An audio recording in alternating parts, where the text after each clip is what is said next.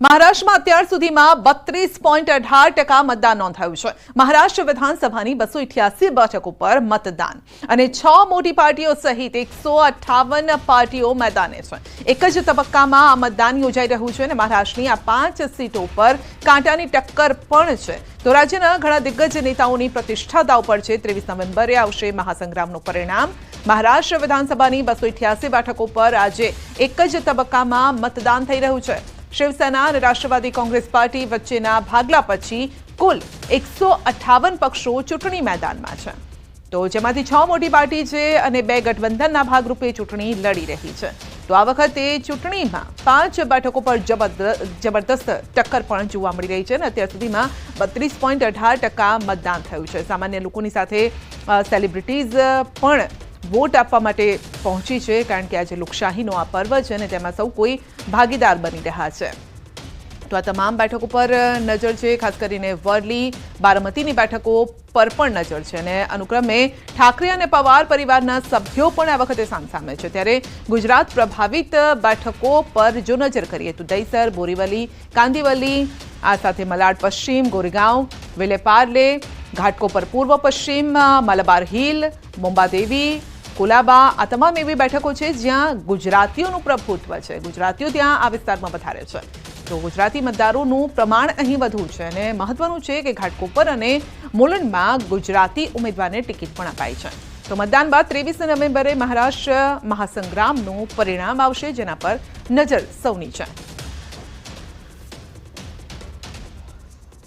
महाराष्ट्र में हमारी Mahayuti BJP, Shiv Sena, NCP और रिपब्लिकन पार्टी ये बहुत अच्छे से हमारे यहाँ पर विजय प्राप्त करने वाली है और उसके आधार है कि हमारा किया हुआ काम, किसानों के लिए किया हुआ काम, महिलाओं के लिए किया हुआ काम, युवकों के लिए किया हुआ काम और हर क्षेत्र में जो आज आप उन्नति प्रगति महाराष्ट्र की देख रहे हैं। नए उद्योग आ रहे हैं, सबसे ज़्यादा इन्वेस्टमेंट महाराष्ट्र में आ रहा है पूरे देश में।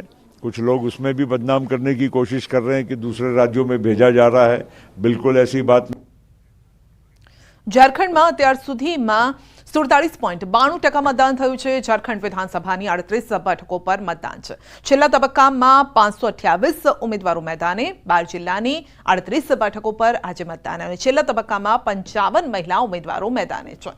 છેલ્લા તબક્કામાં સીએમ હેમંત સોરેન સહિતના ઉમેદવારો મેદાને છે। 23 નવેમ્બરે ચૂંટણીનું પરિણામ આવવાનું છે અને પ્રથમ તબક્કામાં 43 સીટો પર 66%થી વધારે મતદાન થયું હતું। તો ઝારખંડ વિધાનસભા ચૂંટણીના છેલ્લા અને બીજા તબક્કામાં 12 જિલ્લાની 38 બેઠકો પર મતદાન, 14,218 મતદાન મથકોમાંથી 31 બૂથ પર મતદાન અને જેમાં 1.23 કરોડ મતદારોનો સમાવેશ થાય છે। બીજા તબક્કાની 38 બેઠકોમાંથી 18 બેઠકો સંથાલની છે અને 18 બેઠકો ઉત્તર છોટા નાગપુરની છે। 2 બેઠકો રાંચી જિલ્લાની છે। બીજા તબક્કામાં 528 ઉમેદવારો મેદાને છે, 55 મહિલા ઉમેદવારો છે। આ તબક્કામાં સીએમ હેમંત સોરેન, તેમના પત્ની કલ્પના સોરેન, પૂર્વ સીએમ બાબુલાલ મરાંડી, વિપક્ષી નેતા અમર બૌરી, મંત્રી ઇરફાન અંસારી ચૂંટણી લડી રહ્યા છે। આ તબક્કાની 38 બેઠકોમાંથી ભાજપ 32 બેઠકો પર, એનડીએ અને એજેએસયુ 6 બેઠકો પર ચૂંટણી લડી રહી છે, જ્યારે કે ઇન્ડિયા બ્લોકમાં જેએમએમ 20 સીટો પર, કોંગ્રેસ 12 પર, આરજેડી 2 અને ચૂંટણી લડી રહી છે। તો આ સાથે જ આ મહામુકાબલાનું 23 નવેમ્બરે ચિત્ર સ્પષ્ટ થશે।